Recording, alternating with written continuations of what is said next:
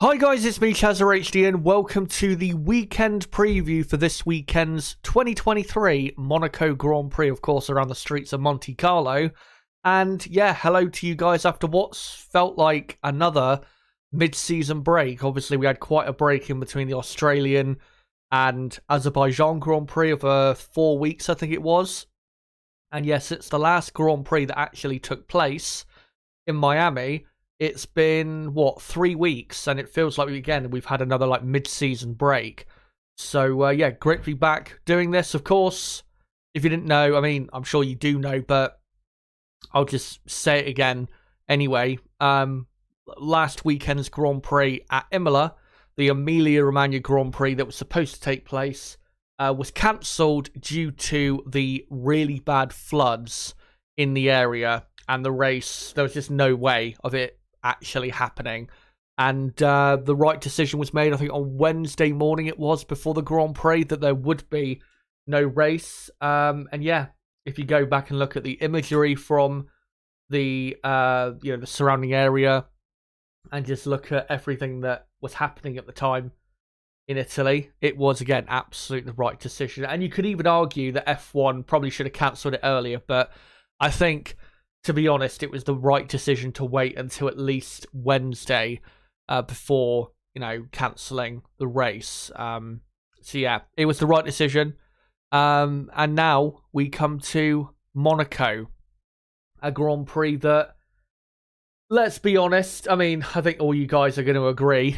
Obviously, the racing around this track is not very exciting, but the spectacle of these cars around the Monte Carlo circuit is something to behold. That's a big reason why we still race around Monaco, and a big reason why we should always, in my view, have a Monaco Grand Prix, because the spectacle is truly brilliant.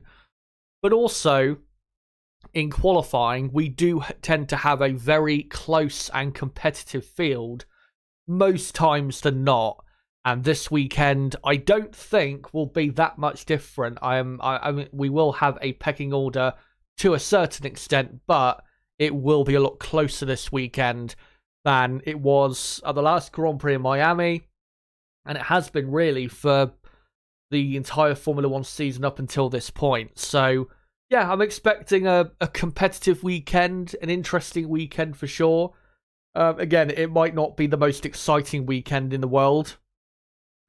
Definitely probably not the most exciting Monaco Grand Prix ever, but I think we will get a competitive, interesting weekend, certainly in qualifying, and then let's hope that translates into some sort of entertainment in the race on Sunday. Of course, in this weekend preview, I will go through the teams and get into how I think they will all individually get on, and also the drivers, talk about them as well and how they'll get on.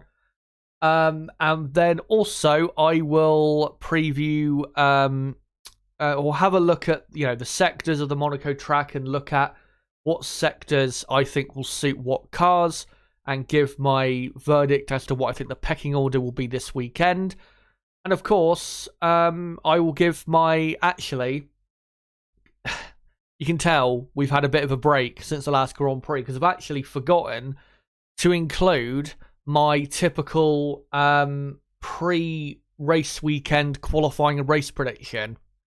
I was thinking before I did this stream that there was something maybe missing, but I just can't remember what it was, and now I actually remember, annoyingly, that I did not make the graphic for my qualifying and race prediction. I will let you guys know verbally what I think will happen, but yeah, I'll make sure to get a proper qualifying prediction and race prediction graphic going later in the weekend. There's also other news we need to get into, such as news with Aston Martin about who they're going to be powered by for 2026. And also, we will have news, or I'll be, talking about the new Mercedes upgrades. And I have plenty of pictures to show you guys in regards to those upgrades, which I know you guys will be very interested in seeing. So yeah, we'll get to that soon enough, probably when we go on to Mercedes and start talking about them. But I hope all you guys are doing well after the last 3 weeks. And yeah, no matter what time it is in your part of the world and where you're from, hope you're all having as best a day as possible. And I hope you all join me, obviously, for this weekend's Monaco Grand Prix. And let's hope it is an exciting one. Before, though, we get into this preview properly, let's just get into the championship standings coming into this race. So, after Miami, Max Verstappen is leading the Drivers' Championship by just 14 points from Sergio Perez. And, of course, Perez was legitimately better than Max Verstappen at this Grand Prix last year, despite what Perez may or may not have done at the end of qualifying last year, where, maybe Perez did conveniently spin his car.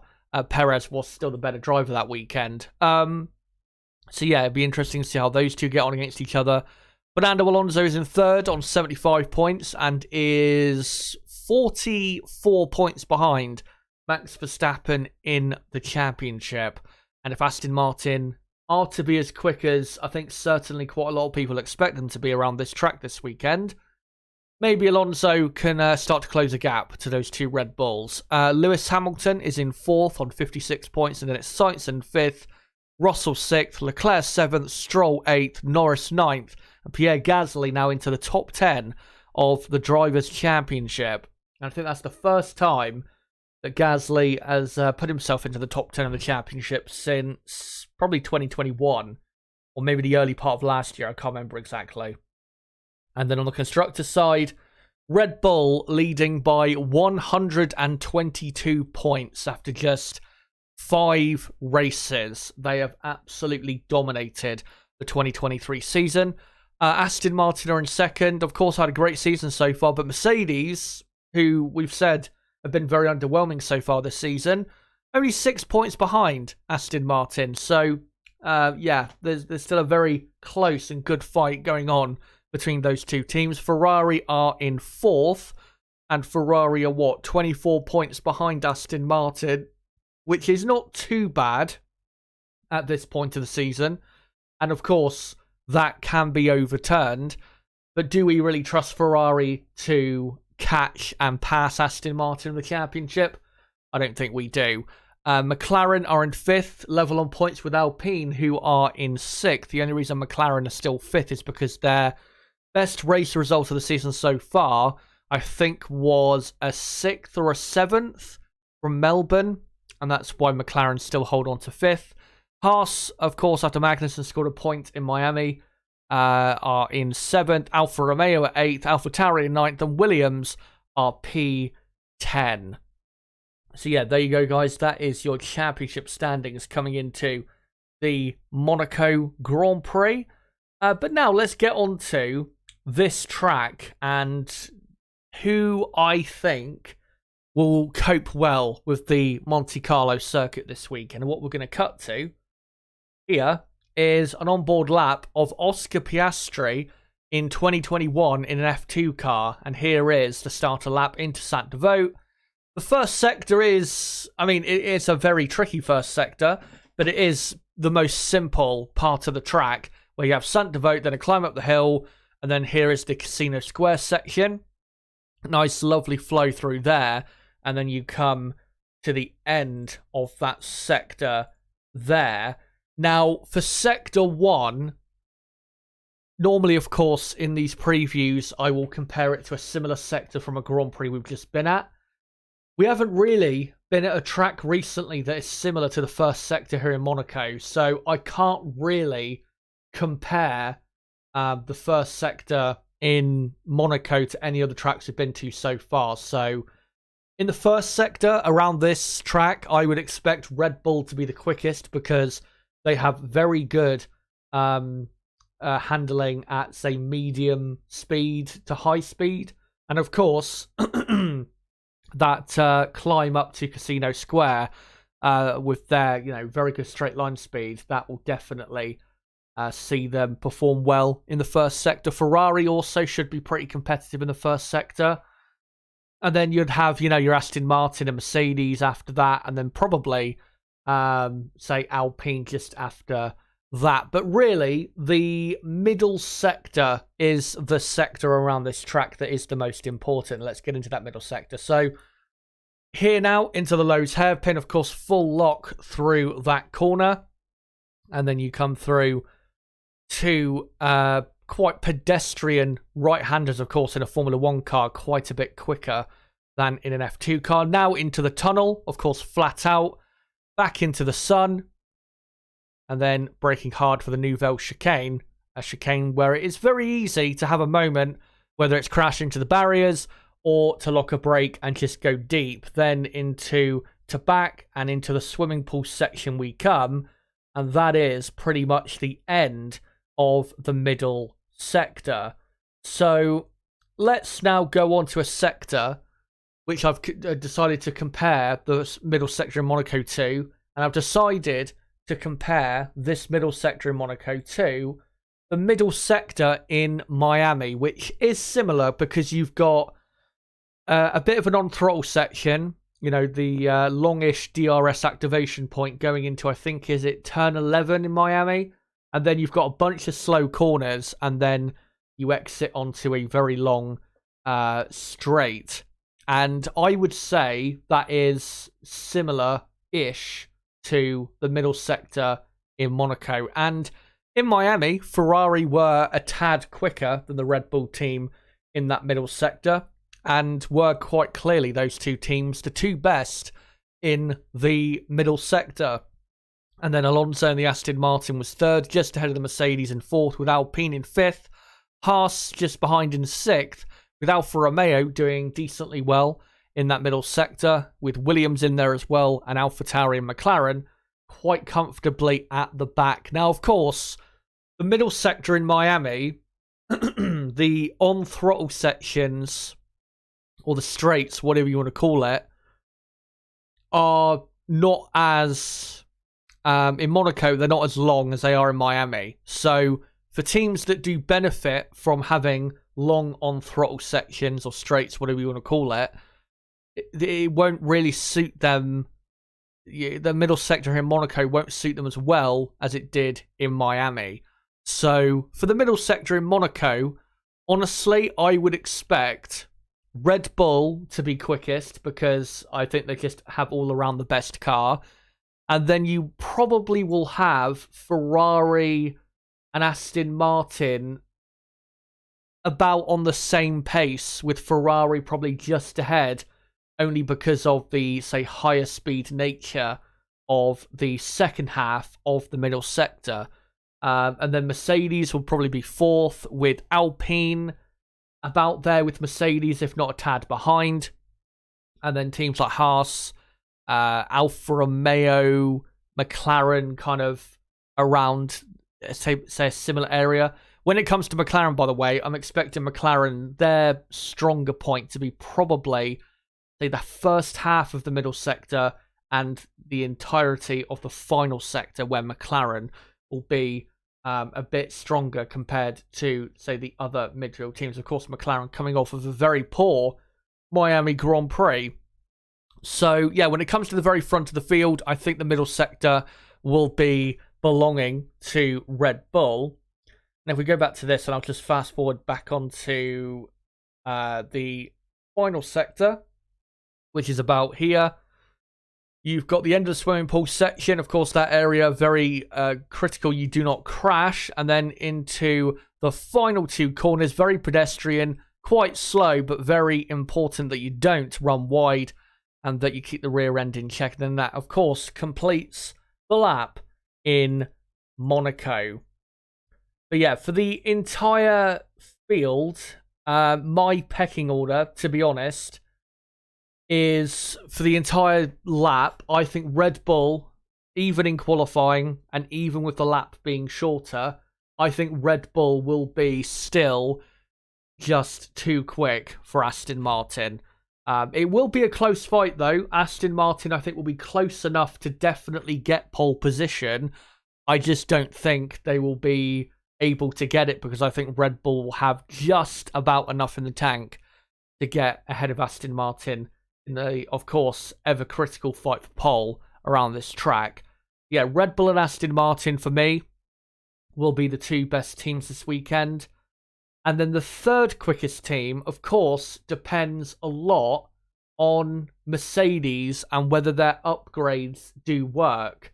Because if they do, and they give the car an extra, say, tenth or two, they'll be right on pace, if not slightly ahead of, say, the Ferrari team. But it will be very close still, even if Mercedes do gain a couple tenths of a second.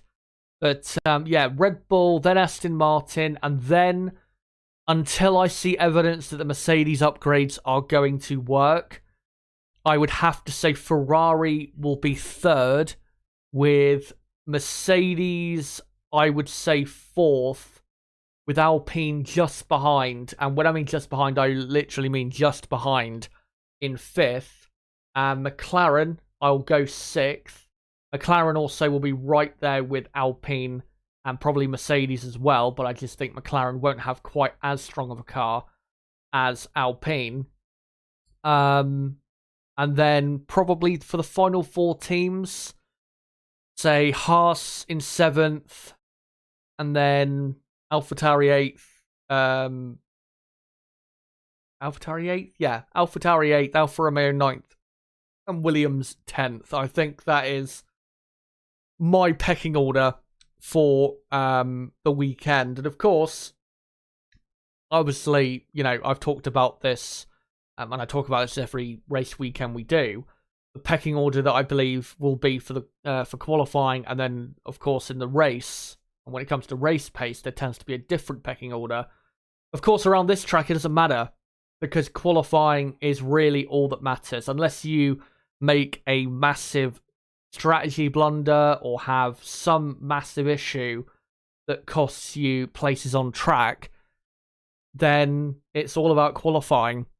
So yeah, race pace, of course, won't matter when it comes to this weekend's Monaco Grand Prix. But let me know in the chat, guys, how you think the field will play out this weekend. Do you think Red Bull will have still just about the best car?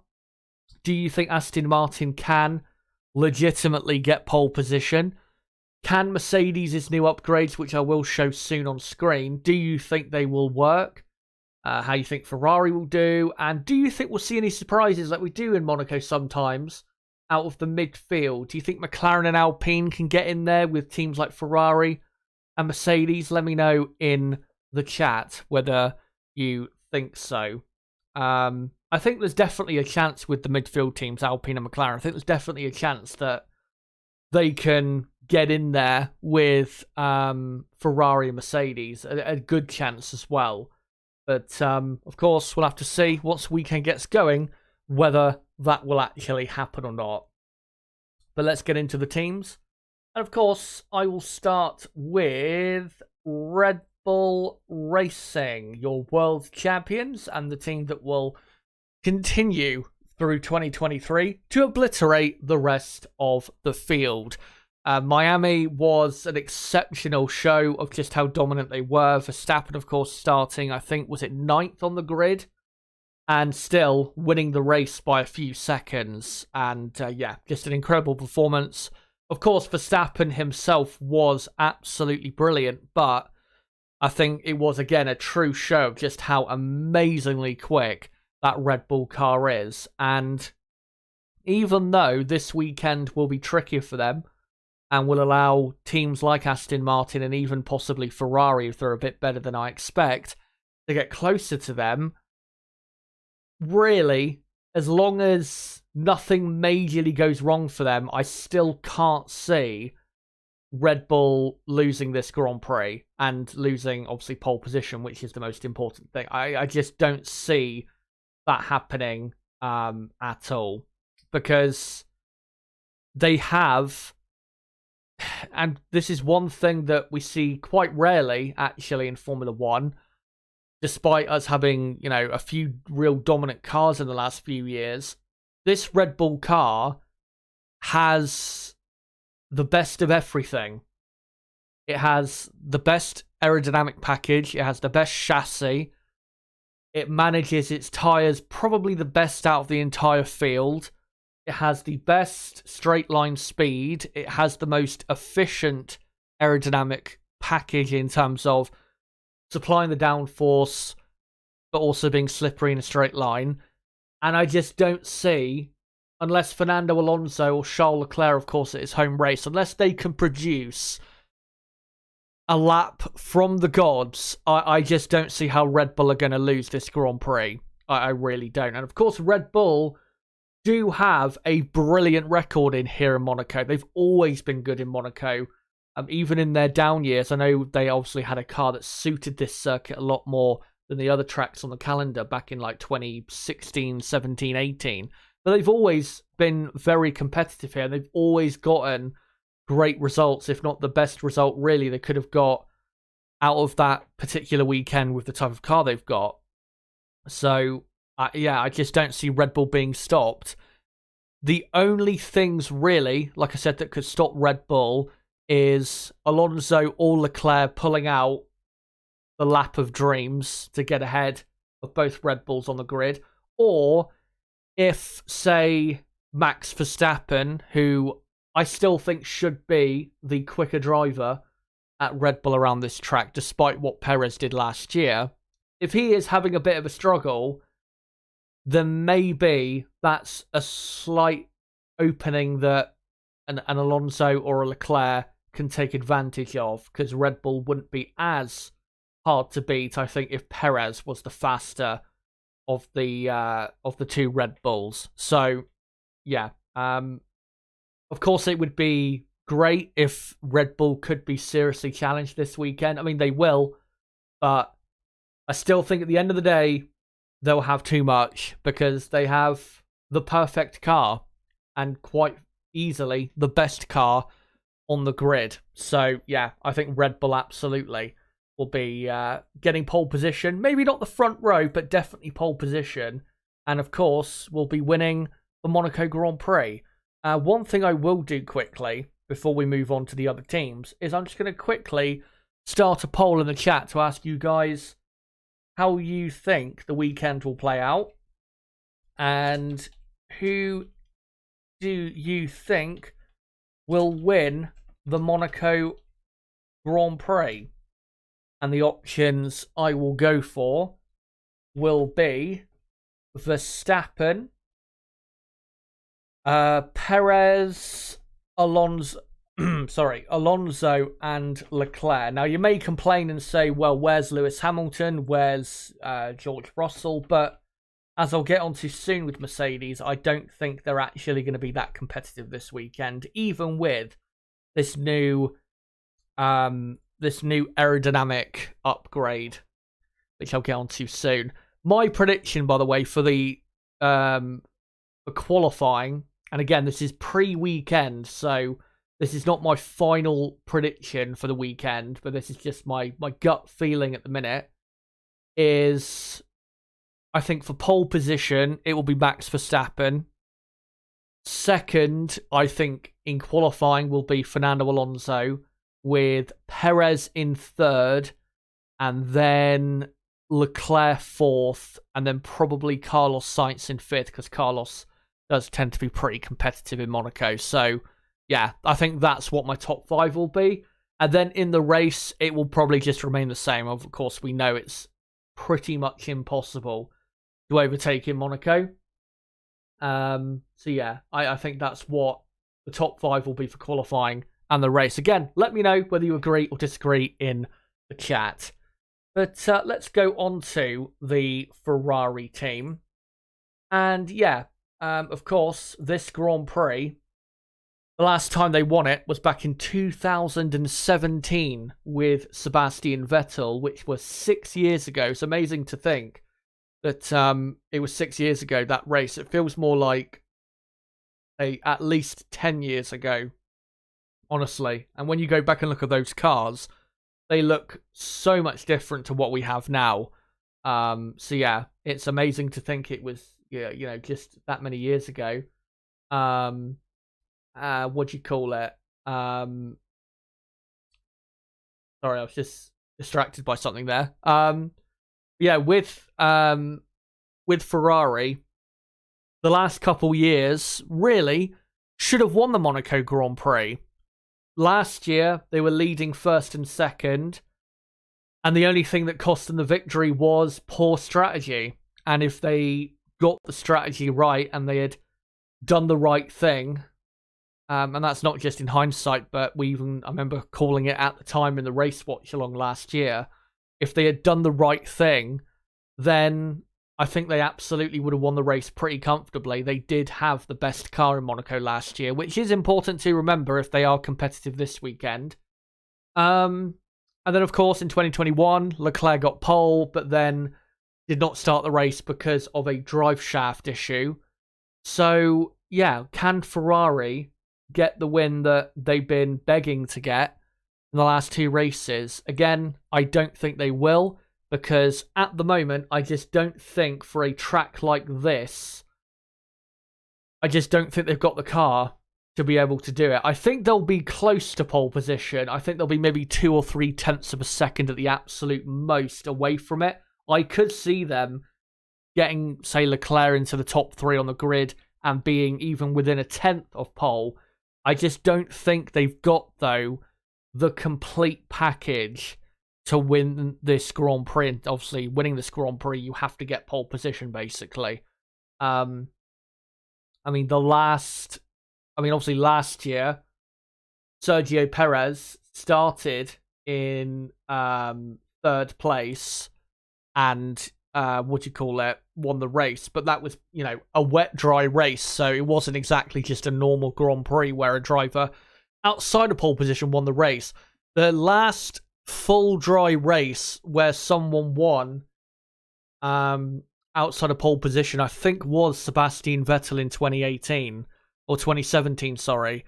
But then again, you could say that was kind of a team order situation, because the person who was starting from pole was Kimi Räikkönen, his teammate. And if you go back and watch that race, essentially, Sebastian was given the better strategy to try and get him ahead to get those extra championship points. So, yeah. The point is, winning from pole position in Monaco is, your chances are like 99.9% if you get pole position in Monaco. And I just don't see Ferrari having enough of the car to be able to do it. I don't think their chassis is strong enough for them to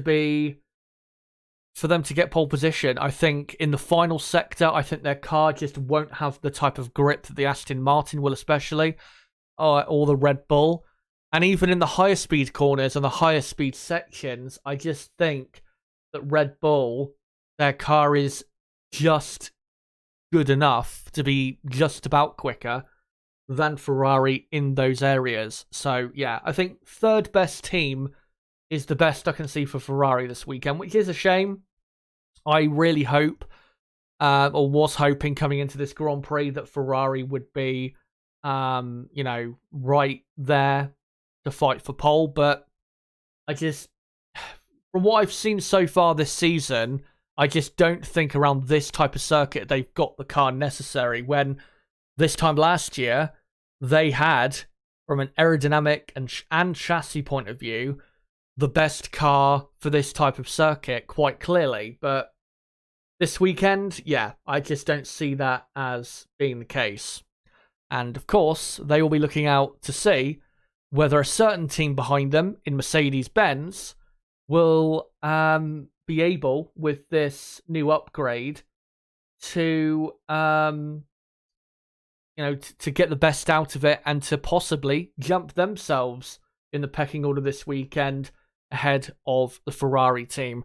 The only other thing to talk about, though, with Ferrari quickly is there has been a lot of talk in the last week that Ferrari have offered $40 million, I think is the figure, or £40 million. I can't remember exactly what the figure was in currency, to Lewis Hamilton to drive for them next season. That has been a big story that's been going around in the last few days, and yeah, it's been talked about a lot. Today, at the track, during a lot of the media briefings, Lewis Hamilton denied that was happening. And even Fred Vasseur, the Ferrari team boss, said, no, that is absolutely not happening. And it would be a mistake, I actually think, on both ends for Lewis Hamilton to go to the Ferrari team, because from Lewis Hamilton's perspective, Ferrari are not going to give him a championship. It's not going to happen.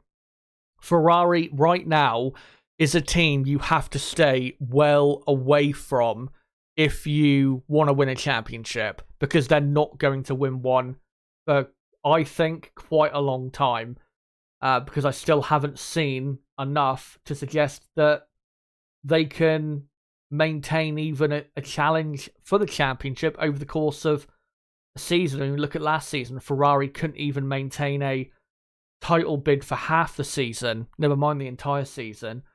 But yeah, from Lewis Hamilton's point of view, it would be the wrong decision. But also from Ferrari's point of view, it would be the wrong decision, because even though Lewis Hamilton is my GOAT, he is the greatest driver of all time, in my view, and is still one of the best drivers in the world. He's, 36, is it?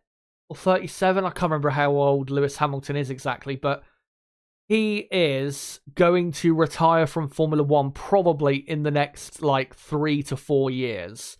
Maybe 5 years at most. That's the absolute maximum I can see Lewis staying in Formula One for. Why would Ferrari...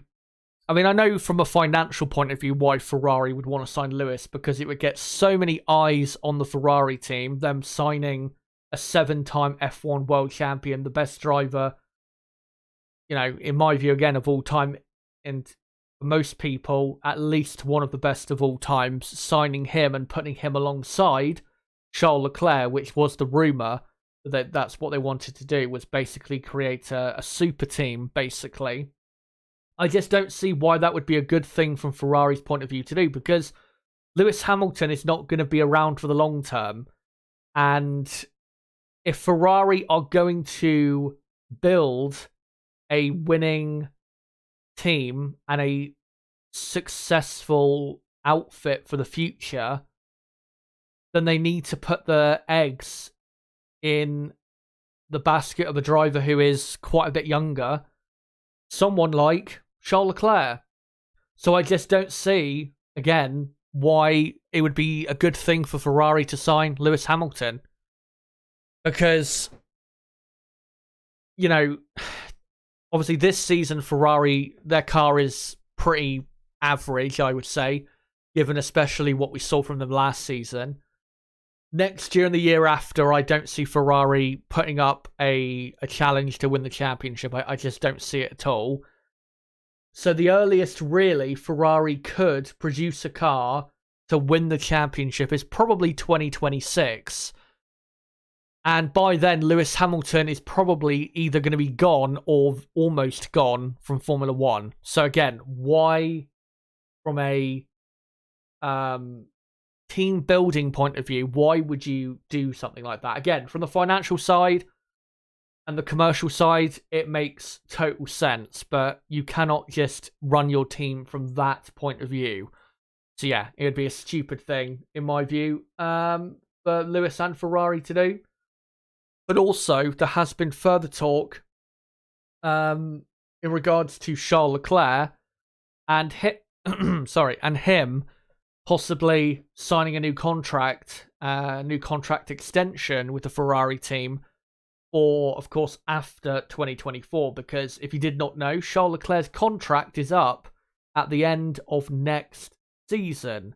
Now, as you guys know, I've been saying it for the last year pretty much, that Leclerc should not extend his contract and should at least try to look elsewhere. But, yeah, it's just very disappointing news. I think that's the best way to put it. Because if he signs a new, especially a long-term contract extension of an extra 3-4 years, I just think he's signing his, not career away necessarily, but he's basically signing away his chances, if he was to sign a 3 or 4 year extension, he's basically signing away his chances of winning a world championship in the next 7 or 8 years. or say not 7 or 8, say 5 or 6 years rather. And it really would be sad to see him do that. Now, from Leclerc's point of view, if it is not possible to sign for a team that could be better than Ferrari, then yeah, Ferrari is the best option for him to sign for. But, of course, I've said before, if Mercedes, do not continue with Lewis Hamilton for next season, for whatever reason, then I think Leclerc should absolutely look at racing for Mercedes when his contract comes to an end. But also, Aston Martin, of course, have Fernando Alonso as their clear superstar number one driver. Alonso, we know, obviously is, 40 or 41 years old. He is not going to be in Formula One for that long either. He probably will only be in Formula One for another, I think, probably 3 to 4 years at the absolute most.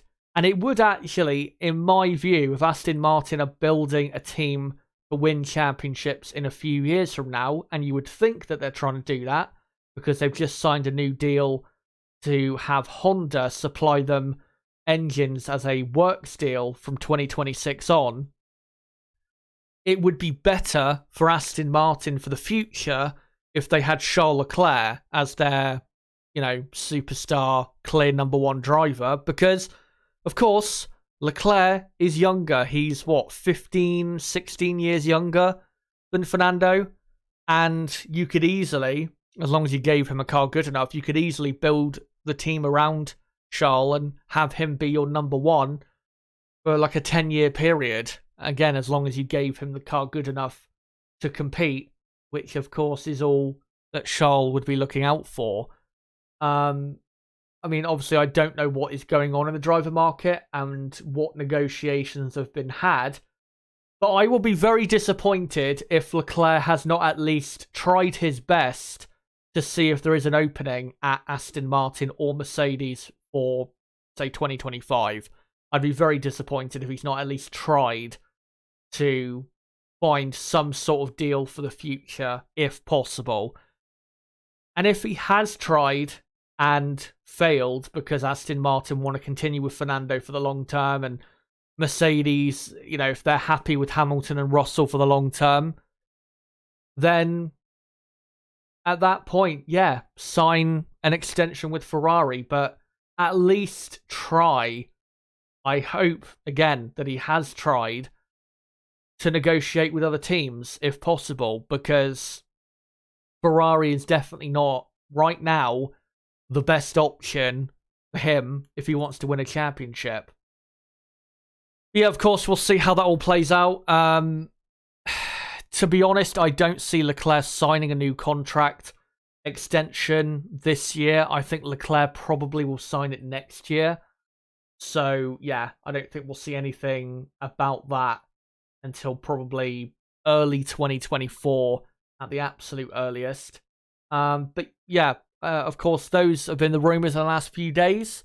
Let me know in the chat whether you agree or disagree with my takes and whether you think that Leclerc should leave, whether he can leave, and with Hamilton and Ferrari, do you think Ferrari should sign Hamilton? Do you think Hamilton should go to the Ferrari team? Let me know in the chat. I'll be curious to hear what you guys have to say on that, of course.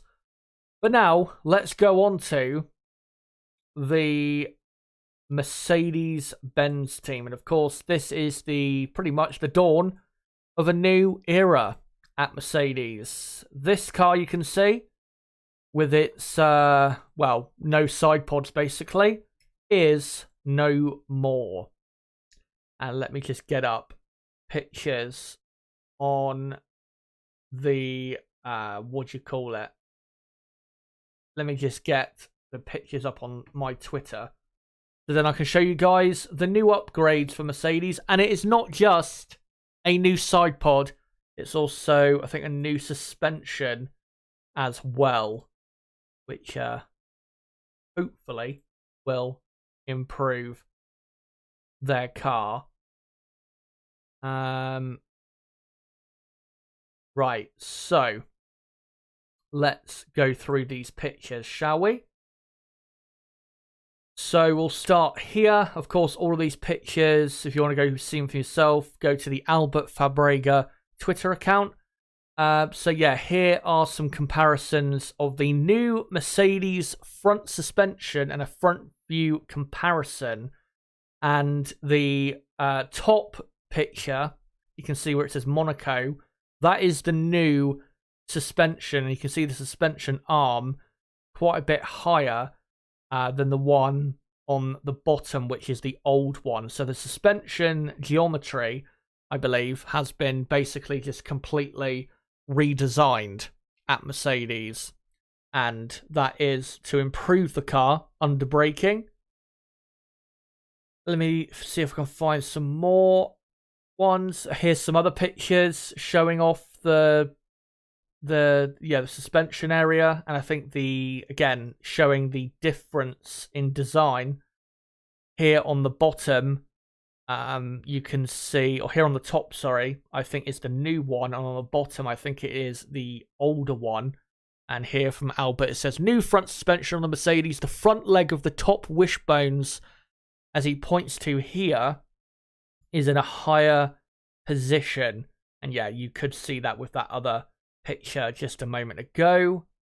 And here is another picture which shows it well. Just again, a redesign of that suspension area. Of course, as the suspension area, very important for downforce. Here is also the details of the deflectors on the Mercedes. As you can see here, slight upgrade to that. And let me find the other ones if I can. I think what is this? Changes on the Mercedes cooling system, not only on the side pod inlet. And he's just pointing to here the differences compared to the old one. The old one on the bottom, where you can see it says here Miami, and then on the top here it says Monaco. Again, you can see those differences. And there again is the what we just saw a moment ago. And here is the side pod comparison. So on the bottom is Miami. You can see it's quite sucked in. And then here on the top, the Monaco one, you can see they've gone for a pretty much an Aston Martin-esque side pod. Of course, I think Mercedes and Aston Martin do use the same wind tunnel. And of course, Mercedes and Aston Martin, I think, trade parts, or Mercedes supply parts to Aston Martin, I think it is. So it's not really a surprise that Mercedes have copied more so Aston Martin's side pod design. And here is actually a better picture to show it. See, on the bottom is Miami. That's the old zero pod, as we called it, design. And on the top is the new Monaco design. Again, a lot more like the Aston Martin. And this is an even better one, actually. Again, on the left is the Monaco one. And again, you can see the clear difference between the old one, which is on the right, and the new one, which is on the left. And these upgrades, it should work for them. But I need to stress to Mercedes fans out there, which I know there are plenty, not just Mercedes fans, but, you know, Lewis Hamilton fans and so on and so forth. Please do not, get too excited with these upgrades, because obviously these upgrades were planned for the race last weekend at Imola that should have took place if it wasn't for the weather playing its role. So to debut these parts in Monaco, it is a risk, but they clearly feel, Mercedes, that it's worth the risk. And to be honest, if I was in their position, I would definitely be doing the same thing, because I don't see really what they would be losing by running it here rather than waiting and then running it in Spain instead. I think it's better just to get going with this new car, basically. And yeah, I think that it's absolutely the right decision. Now, the reason I say do not expect Mercedes' upgrades to work here is because, firstly, they need to understand their new car, because it will change the car and the handling of the car. You know, obviously, it'd be great if, you know, when we get to practice tomorrow, if the car feels amazing and the drivers get on with it really well and they can just get cracking on. But we saw last year with Aston Martin, and I think someone else made this point with Aston Martin last year, where when they brought their new car at the Spanish Grand Prix, where they debuted that sidepod that Mercedes have now brought, if you remember, it took Aston Martin about 4 to 5 races, really, to optimize that package and to consistently, for the second half of the season, be a good performing team, and a much better performing team, of course, than they were in the first half of 2022. So there is definitely a good chance that it will take Mercedes a bit of time to understand and to get the best out of this package. And as well, remember that fundamentally this Mercedes car is still not the car they want it to be.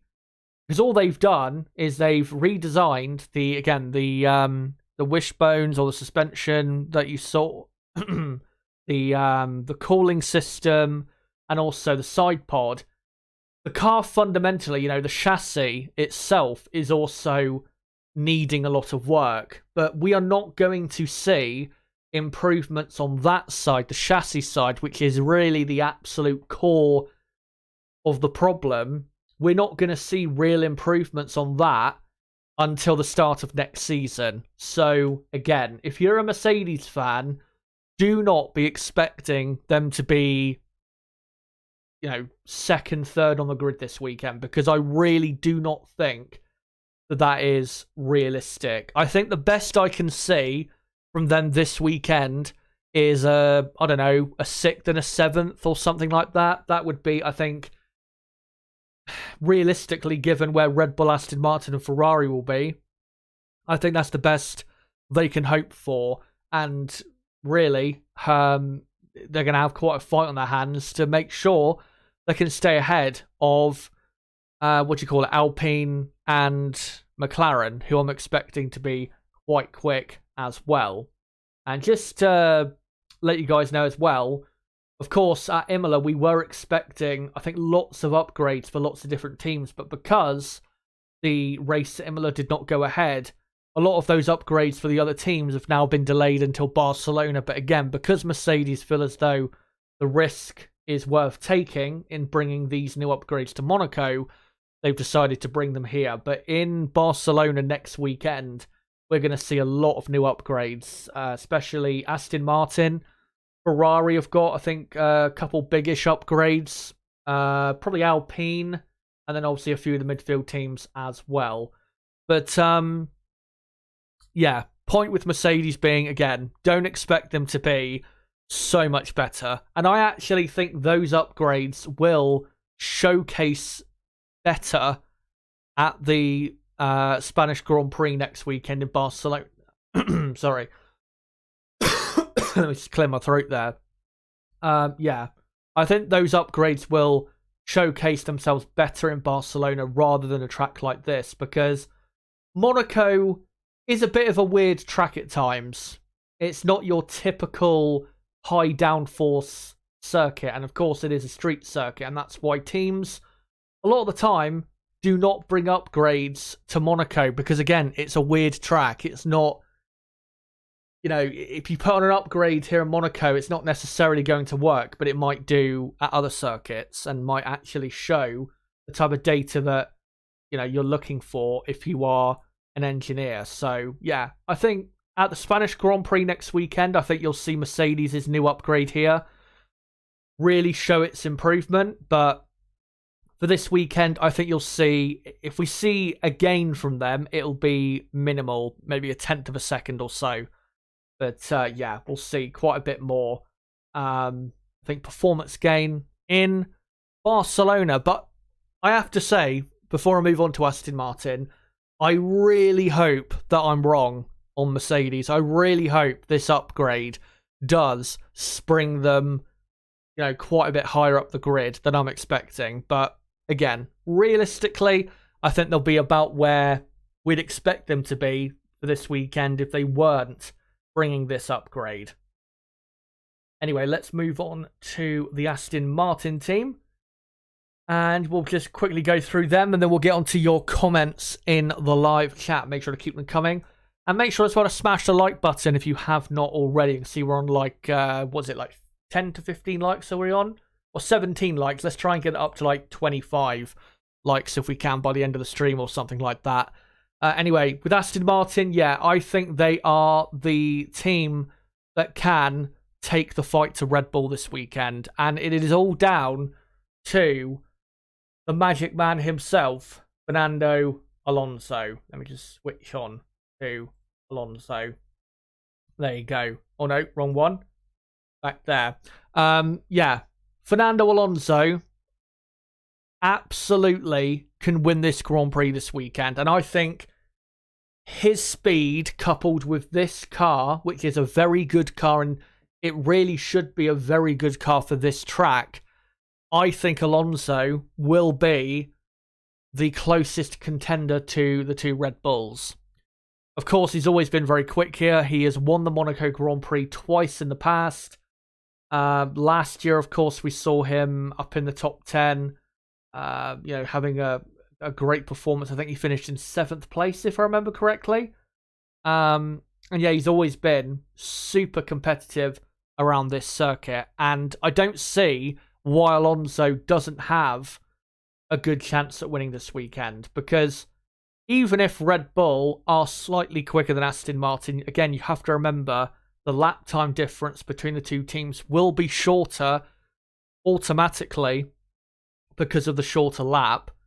And I just think with this Aston Martin car's brilliant ability to be so good in the slower corners, which are very important here in Monaco, such as the Lowe's hairpin, Rascasse, a couple more corners in the start of the middle sector.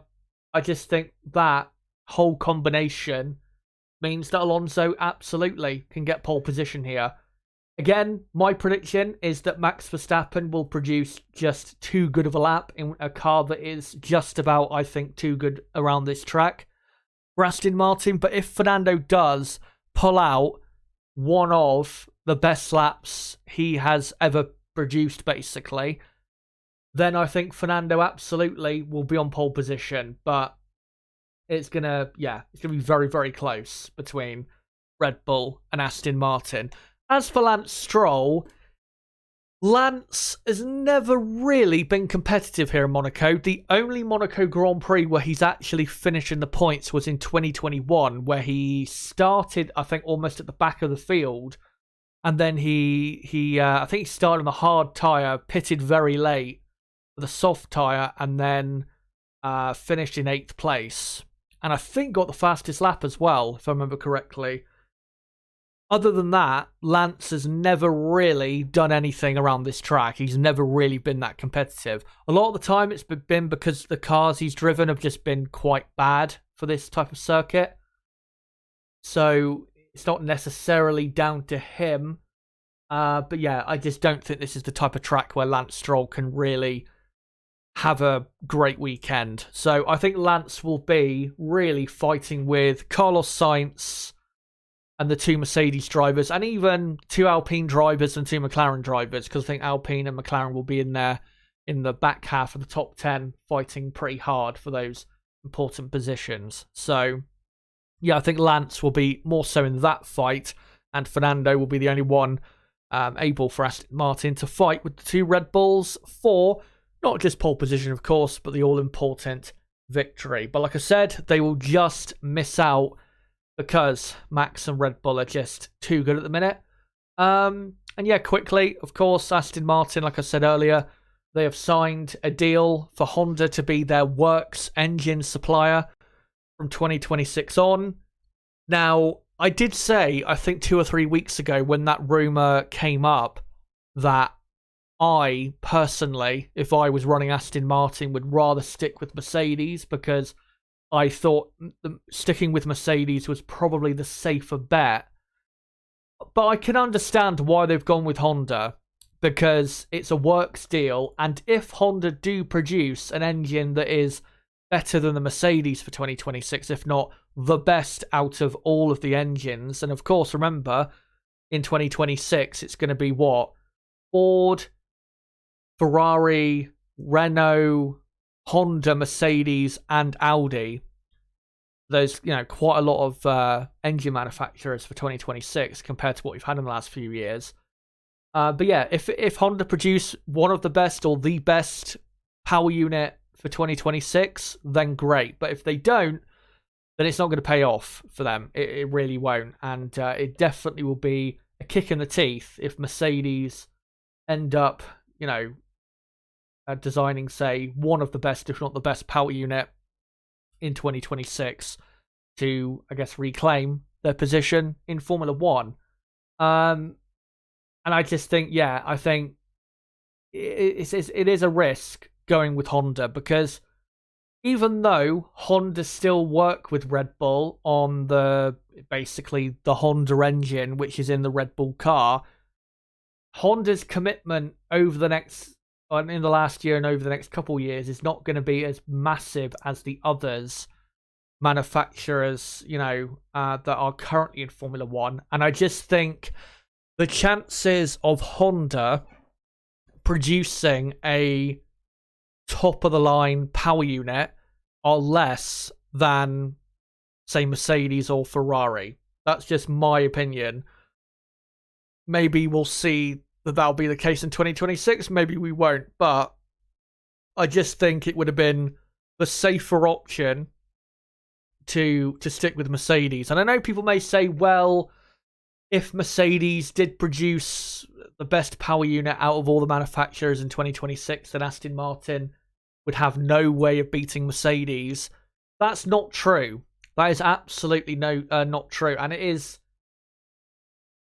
that type of talking point is one of the annoying myths, I think, that I've seen in the last 10 years.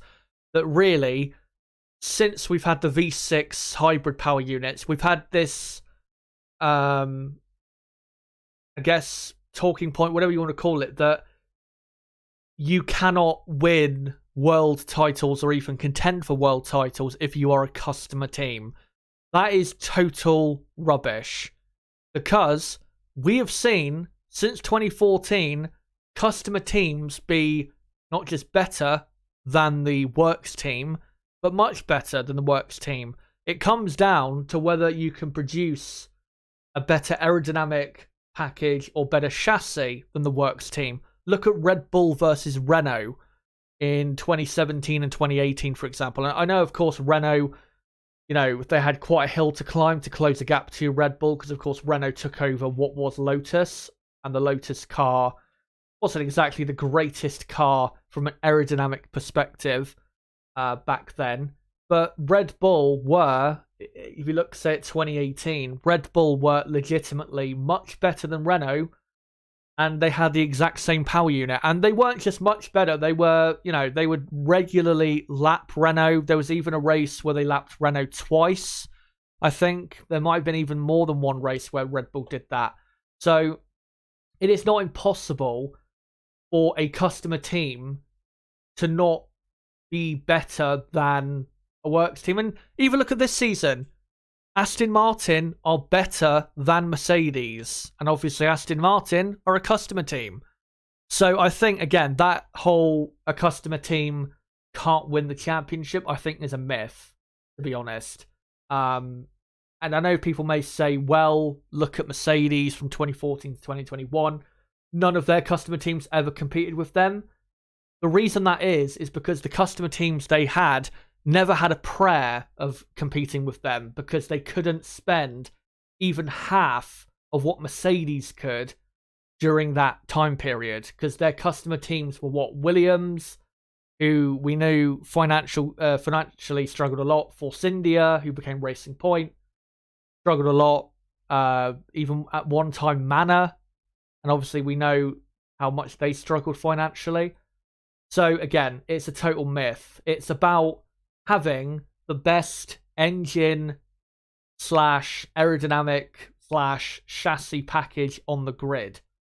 That's what matters. It's not all down to one thing.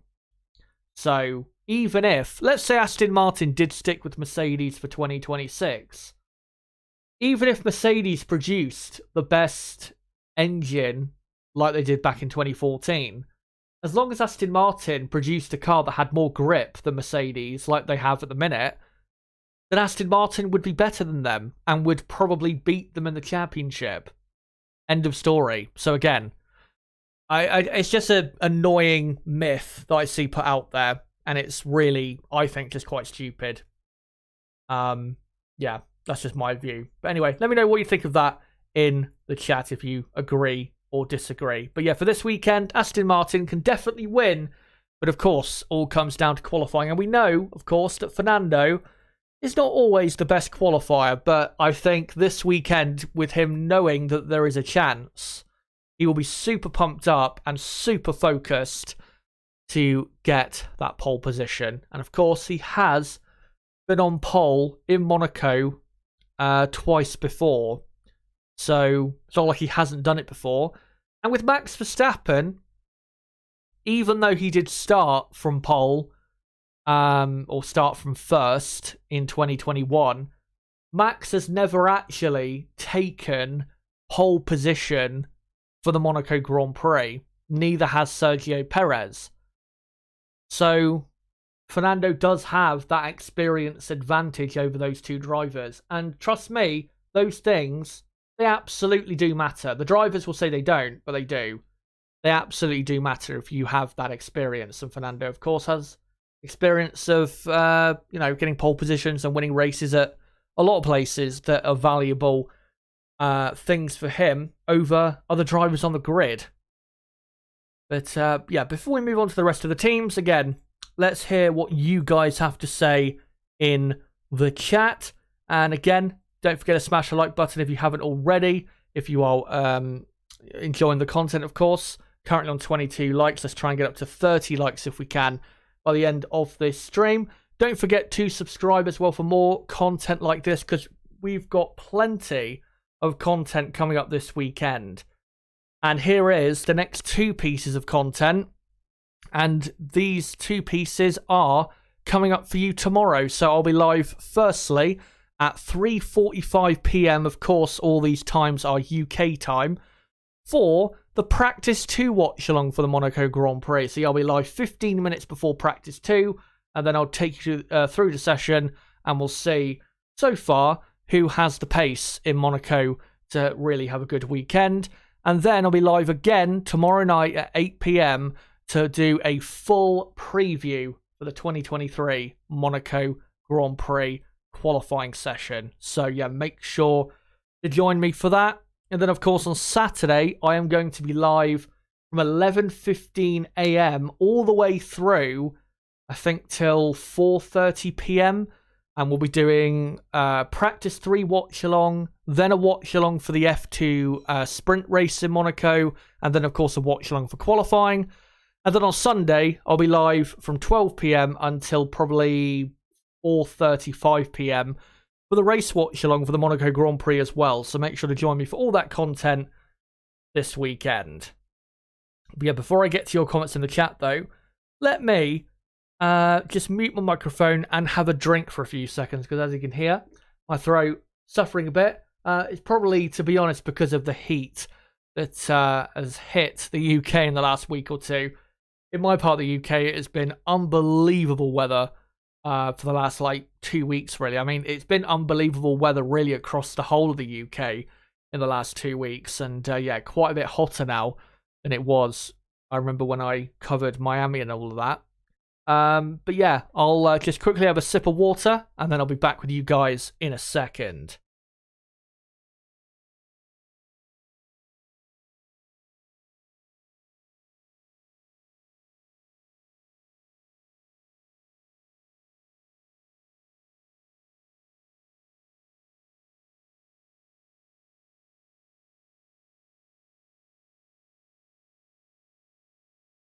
Right, so let's see what you guys are saying in the chat. And of course, hello to you all. Hope you're all doing well. Hope you've all had a good last 3 weeks. Ashwin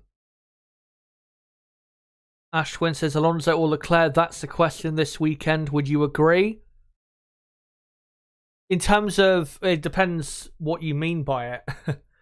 If you mean who can put up a fight against the Red Bulls, then yeah, that is the question. But yeah, I think realistically, like I said, the fight for pole position, I think, is between the two Red Bull drivers, Alonso for Aston Martin and Leclerc for Ferrari. I don't see it being between anyone else, but I hope that we could see Sainz or even Hamilton get into that battle as well. Vinster says, I saw the pictures, found it hard to understand what I was looking at. Maybe you can describe them a bit for us. I guess you're talking about the Mercedes upgrades. Well, yeah, obviously that was earlier before I went through them.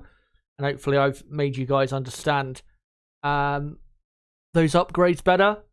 And yeah, like I said, I don't think around this circuit they're really going to have an effect. I think it will definitely, though, have an effect in Barcelona, where I'm expecting probably a 2 to 3/10 of a second gain from those upgrades, to be honest. But here I wouldn't expect really anything. Maybe a 10th at the absolute most, but yeah, that's not really that much lap time to be gaining from upgrades like that.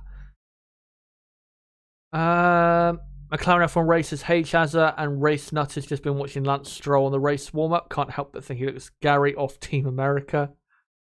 Sparky Pete says W14B, the end is near, lol. Which end? I don't know. Still we rise. Say Regar says look out for Sainz at this track in the race, I'd say. Yeah, he's always been really good here. He has actually finished second in the last 2 Monaco Grand Prix. Obviously, 2021 was really the only reason he got onto the podium was because of Leclerc not starting and Bottas having his pit stop issue. But yeah, last year, he obviously, if you watched the race last year, you'll know that he was incredibly close to winning that. Anyway, let's get on to some more comments if I can. Greg Martinez says Alonso, Perez, Max for the top 3. What is the point in watching F1 at the moment? Because we all know who's going to win the Monaco Grand Prix.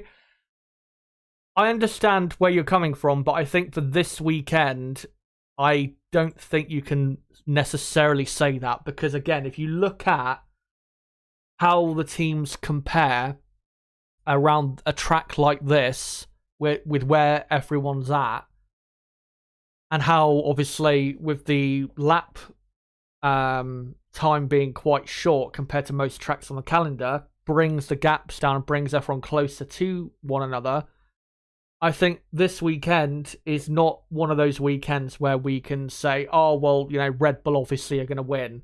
I think, though, saying that, even with Aston Martin maybe bringing an upgrade at Barcelona next weekend, I think that Grand Prix next weekend in Spain is definitely a race that we could sit there and say that, where, you know, it'll be basically a case of, well, yeah, will it be Verstappen or Perez, essentially? Because it's just not going to be competitive. I think the fight for victory that weekend. But again, this weekend, given how things are shaping up, I think it's not one of those weekends where you can easily predict what is going to happen. Say Regaris says Stroll could become a race winner before Lando Norris. Well, at the minute, he's got a better chance, yeah, that's for sure. The thing is with Stroll, I just don't know, with how the field is at the minute, I just don't see where Stroll could win a race. I mean, obviously, Red Bull are by far the best team on the grid, so Aston Martin would firstly have to try and get at least on terms with the Red Bull team. But yeah, I don't see Stroll, even with how great this Aston Martin car is, I just don't see where Stroll could win a race.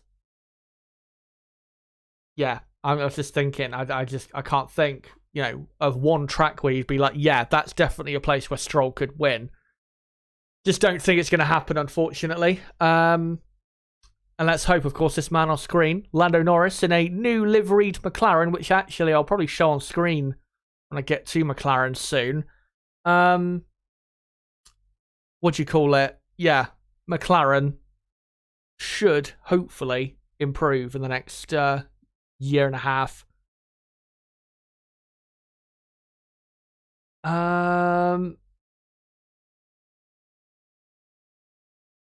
Let's find some other comments here if I can. Silverback Orangutan says, no, Chazzy, you are wrong. Lewis has always said he wants to race for Ferrari more than anybody else. Has he said that he wants to race for Ferrari more than anyone else? I think, to be honest, I mean, obviously it's a dream for every single F1 driver to drive for Ferrari, but I think Lewis would only want to drive for Ferrari under the right circumstances. I just don't see why he would want to leave Mercedes. But for the Ferrari team, I think it would just be a real pain in the ass for him to do that. Say regardless, I think Hamilton going to Ferrari would be good, considering he'd bring very good feedback to the team, and they'd have to find a way to make it work. Honestly, I don't think I don't think that makes really that much difference, to be honest. I mean, I'm not saying Lewis doesn't provide good feedback. He clearly does. Most F1 drivers do, though. So it's not like he has this massive advantage that can help the engineers and mechanics make that car better. At the end of the day, in Formula One is a lot more simple than people think in terms of what you need to win. At the end of the day, Lewis can give as much feedback as he wants, and this goes for what he currently has to deal with at Mercedes, and if he was to join Ferrari.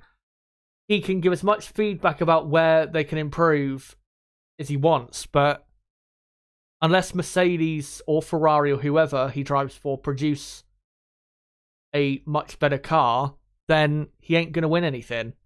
Simple. Because in this current era of Formula One, it is all about, or not all about, it's mostly about what the team can provide, and then the driver has to fulfill their end of the bargain. The drivers do not have the effect on the performance that they used to have, say, 20, 25 years ago. It's just not the case anymore.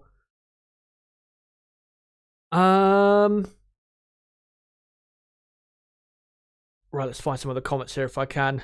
Say regardless, his problem is I think Leclerc is a Ferrari lifer, and there's no shame in that. He's already Hall of very good. I'm not sure if you meant Hall of Fame very good, or I'm not sure. A runner-up and better than most people all time already. I mean, yeah, but at the end of the day, for someone like him, he wants to win championships, and I just don't think Ferrari will ever produce what is necessary for him to accomplish that. Because you don't just need a good enough car, you need to develop well over a season and continue improving your car over the course of a season. We know Ferrari at the minute cannot do that unless proven otherwise. You have to stay reliable. Ferrari at the minute cannot do that. You have to be consistently making good decisions that get you good results. Ferrari can't do that.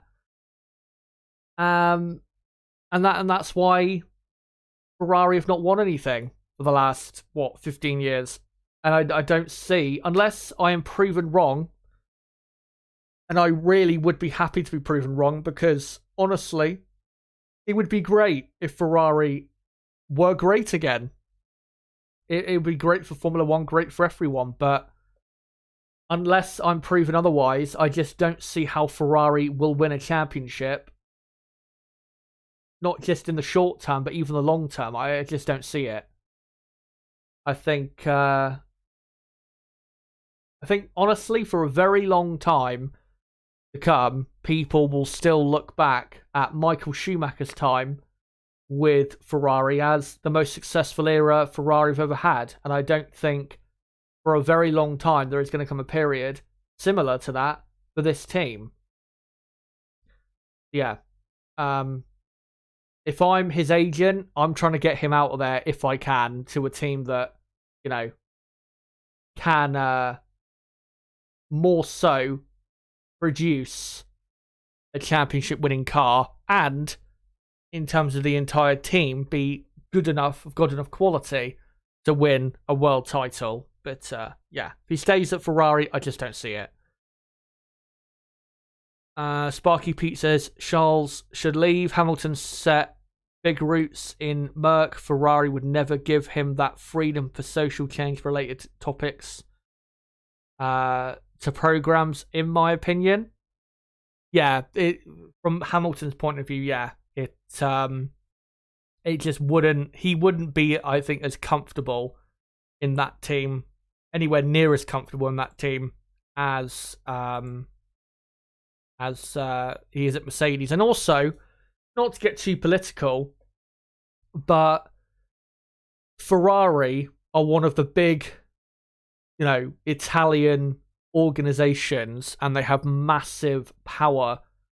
Obviously, they're owned by the Fiat Group, who have massive power in Italy. So if Lewis was to go there and, was pushing out these social messages, which a lot of them I agree with. I mean, some of them I don't agree with 100%. Almost all the stuff I agree with, at least mostly, to be honest. But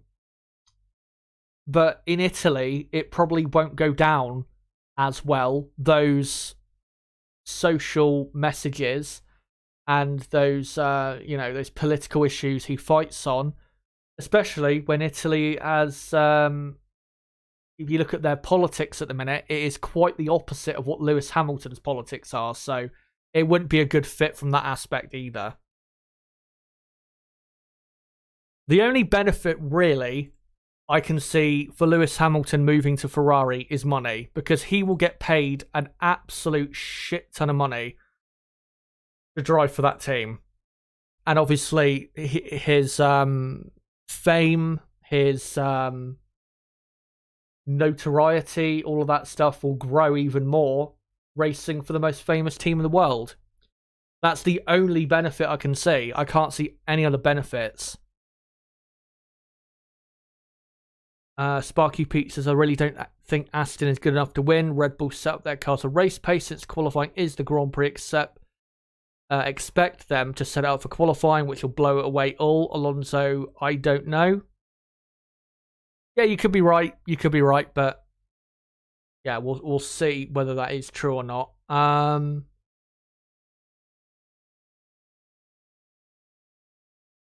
Clara from Race says, disclaimer, I like Max but dislike Horner. I want anybody else but a Red Bull winning this weekend purely because I do not want to watch Horner diving half naked into the energy station pool. Yeah, what is it? What do you call it? There is one story I actually want to talk about. The Red Bull Energy Station swimming pool, they've had to actually drain all of the water out and fill it with white, what is it? Like a load of white plastic balls or something. And apparently it's because in Monaco there is a shortage of water, and there's been like new rules or laws or whatever that have like mandated restrictions on swimming pools and the amount of water they can use. So yeah, we won't be getting any of that stuff this year. Bit of a weird story, but there you go. Rooksfoot, good to see you, mate. Says, but Ferrari do have a habit of collecting multiple scoring world champions like they were trading cards. How long ago, barring Max and Lewis, did they not drive for Ferrari at some point in their career? Yeah, that's probably the only thing Ferrari have been good at is signing drivers. Their driver lineups in the last 15 years have been amazing. They've had, obviously, Raikkonen, from the first spell at Ferrari, then the second spell. They've had, obviously, Vettel, Alonso, Leclerc, Sainz, who obviously is a very good driver himself. They've had amazing drivers, but if only they had a smooth running operation and a really good car to go with it most of the time, they would have won the championship a few times in the last few years, but they just haven't. But yeah, that's the only thing Ferrari have done well, is hire the right drivers. But it is easy, to be honest, from Ferrari's point of view, to hire the right drivers because everyone wants to drive for Ferrari. Unless they're already at a team that is much better and, winning championships or almost at the point of winning championships. So, yeah. It's not exactly hard, is it, to hire the best drivers when everyone wants to drive for you? Anyway. Let's move on to the rest of the teams, because we've been live for like an hour and 20 minutes now, and I want to get through the rest of the teams if I can. So, let's go on to the Alpine team, who had a good Miami Grand Prix, 8th and 9th for Gasly and Ocon. Pace was good. They were as competitive, I would say, as Ferrari on pace, and to a degree as competitive as Mercedes, but not quite as competitive in the end. Mercedes were just simply too quick, but they were definitely, during that race, on pace with Ferrari. So again, good signs from Alpine in regards to the car they've got for 2023, but once again, not producing the result it deserved, because Gasly, of course, in Miami was running in 6th place and then lost 2 positions late on, and obviously those positions lost cost Alpine a chance to move back into 5th in the championship. For this weekend, though, I think they've got a very good chance of a great result. Gasly and Ocon, firstly, 2 drivers who love driving around this track. Pierre Gasly has always been very competitive here. I know last year he had a struggle, but that was really down to his team messing up his qualifying, and he still came through, I think, to finish in 11th despite that. So yeah, his pace was fine. It was just the team destroyed his weekend by, I think, getting the timing wrong in Q1, if I remember correctly. In, what was it, 2021? I think he qualified 5th here and finished in 6th. 2018 for Toro Rosso, he finished, I think, 7th here. Even for Red Bull, was a bit more competitive in that time at Red Bull, and I think finished in 5th place, only position behind Max Verstappen. So, yeah, Gasly's always been super quick here. So is Ocon. Ocon has had some really good results here, was finishing the points last year, also in 2021, and the race he had in 2018 was actually one of the more impressive drives, I think, that Esteban has had in his career, where Esteban, I think, qualified and finished that weekend in 6th place and wasn't too far off the pace of the front runners, was Esteban. So, yeah, watch out for Ocon this weekend. He's definitely going to be right up there in the top 10 with Gasly, and Alpine should be right in the mix with Mercedes and maybe one of the Ferrari cars if they're having a bit of a struggle. But yeah, Alpine, definitely watch out for them. They're going to be competitive. Where will they end up? I think I'm going to go Pierre Gasly to qualify in 7th with Ocon in, 10th or something. And then for them to finish probably in those positions. So yeah, I think Gasly will split the 2 Mercedes cars and also probably beat the Aston Martin of Lance Stroll as well. Yeah, I think actually with Ocon, I probably would drop him. it's so hard to say this weekend because it's going to be so close in that bottom half of the top 10 between Mercedes, Alpine, McLaren. Yeah, I'll go Gasly in 7th, and Ocon I will go in 10th or 11th place. I'm not sure exactly where to go for him. But yeah, Ocon will be very close with people like Stroll, Norris, and even won't be too far behind, Pierre Gasly, for example. So, yeah. I think Alpine will have a good weekend, and they will definitely, I think, outscore McLaren. The reason I think they will outdo McLaren this weekend is because, and even though, straight line speed doesn't really matter around this circuit, in Miami, Alpine were miles quicker than McLaren, and the Miami and Monaco track, I mean, it's not similar, but it's not, in certain areas, that different, those two circuits. And Alpine, again, all around that track were much better than the McLaren team. And after what we saw in Miami, I don't think McLaren necessarily are just going to come to this track and be super competitive with Lando Norris and Oscar Piastri. So, yeah, I think Alpine will be a quicker team this weekend. But it will still be close between them, McLaren, and like I said, the Mercedes team as well. Now let's move on to the McLaren team. And like I said with the McLaren, very bad Miami Grand Prix, which, I mean, the only explanation I heard was that it was because of how hot it was, which is not really a good excuse at all. And yeah, they just had no pace. They were the worst team in Miami, which was such a surprise because I remember in Friday practice, they were one of the best teams. I honestly don't understand how they had such a bad performance there, but they did. I think we'll see better from them in Monaco compared to the entire field, but I don't think they'll be best of the midfield teams.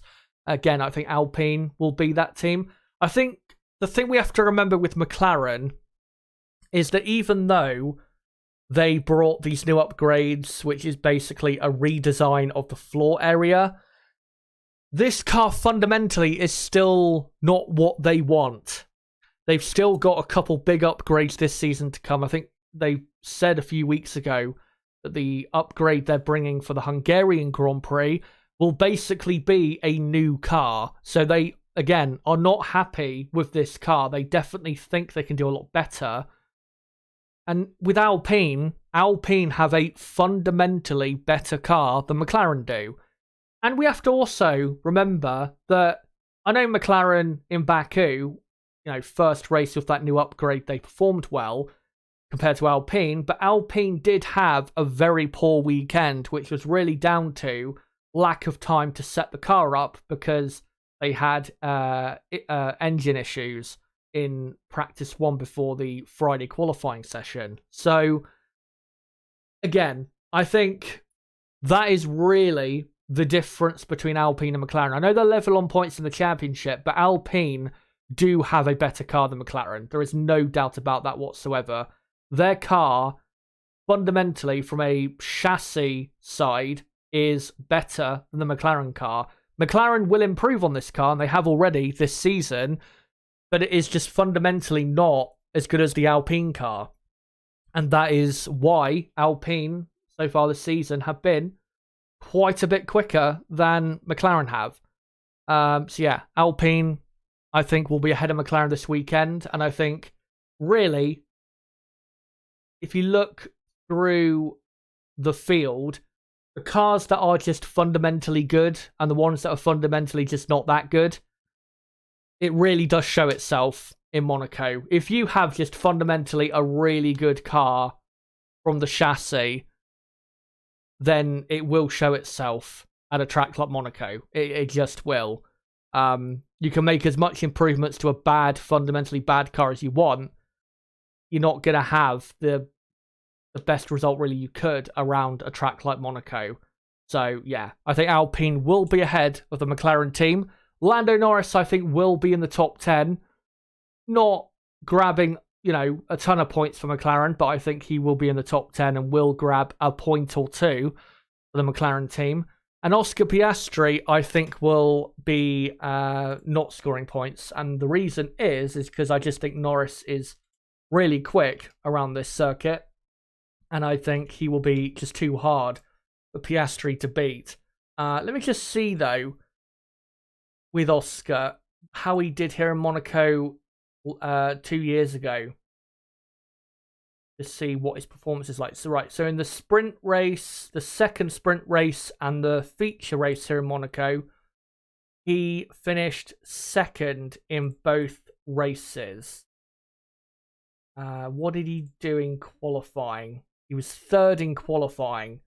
So he's decent, I would say, at the absolute least around this track. It is Piastri. But again, because McLaren don't have a great car still, I think Piastri will be knocked out in Q2. Norris will just about sneak into Q3. And yeah, I think McLaren, they'll take something from the weekend, but it just won't be what it could have been if they had turned up for 2023 with a car that was, from the outset, much better than what we've seen today.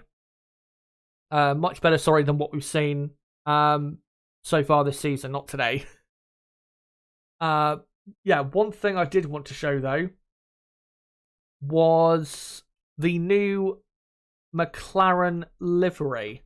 Let me just get that up on screen if I can. And yeah, here we go. And this livery, you older guys and gals, you will like this livery a bit more than probably their current one. It's a bit of a throwback to the old McLaren livery. Here it is. And yeah, to be honest, I actually like this livery better than the current one. I think it looks better. Obviously, it's kind of a throwback to the cigarette sponsorship days in a way. But yeah, I definitely like this livery. It's also better than the special Monaco livery that McLaren had back in 2021, which was okay. Was nothing special. People definitely overhyped that livery quite a bit. It wasn't that great, to be honest. But yeah, this McLaren livery I really like, and maybe they will really, have a great performance in this very nice looking car. And it is kind of a throwback to the Marlboro McLaren days in a way. Not a massive throwback to those days, but it is kind of reminiscent, if you know what I mean. Anyway, let me know what you think of that, guys, in the chat. Anyway, let's finish off with the rest of the teams. Alfa Romeo, I just don't see them doing anything this weekend. I know in Miami they were pretty competitive. Bottas got into Q3, but I just don't see what they can do this weekend. I just don't think Alfa Romeo have a car that can compete with the top 6 teams on the grid. So I think Alfa Romeo will really be fighting teams like AlphaTauri and Williams this weekend. I think that's really where their fight is going to be. Obviously doesn't help when you've got 2 drivers in the car that aren't exactly Monaco specialists. For Haas F1, I think outside of the top 6 teams, I think they're going to be probably the best out of the bottom 4. They had a good Miami Grand Prix. Obviously, Kevin Magnussen, he qualified in, was it 4th or 5th place? I can't remember exactly, but was running for quite a while in like 7th or 8th place, was racing.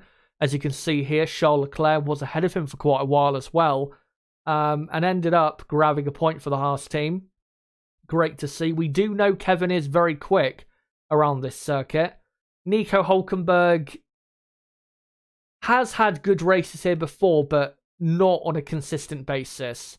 So yeah, Magnussen, I think, is realistically going to be the one to look out for from the Haas team. But yeah, I think outside of the top 6 teams, they'll be best of the rest, but I don't see them getting into the top 10. I just don't think their car handles well enough to be in the top 10. I just don't see it at all. So yeah, Haas F1 will be, I don't know, 12th, 13th, 14th at best, something like that.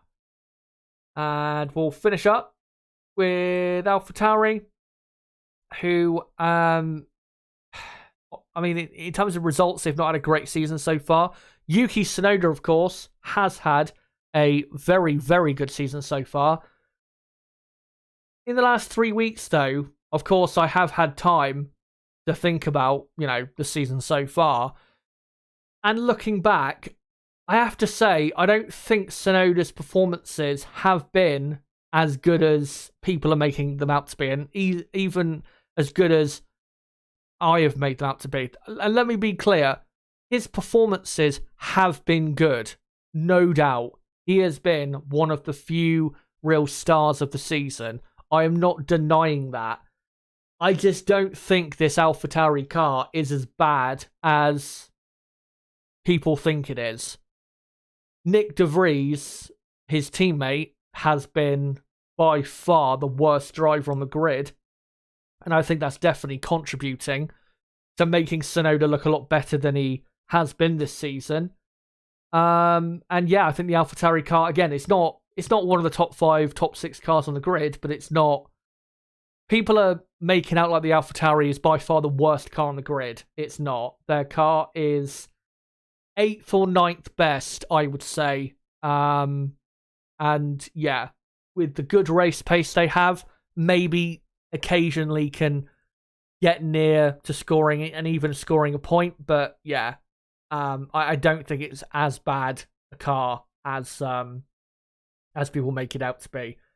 For this weekend, though, I think there'll be, yeah, I think AlphaTauri will be, maybe not as quick as Haas, but pretty much around about Williams and Alfa Romeo as well. I think that is realistically where they're going to be.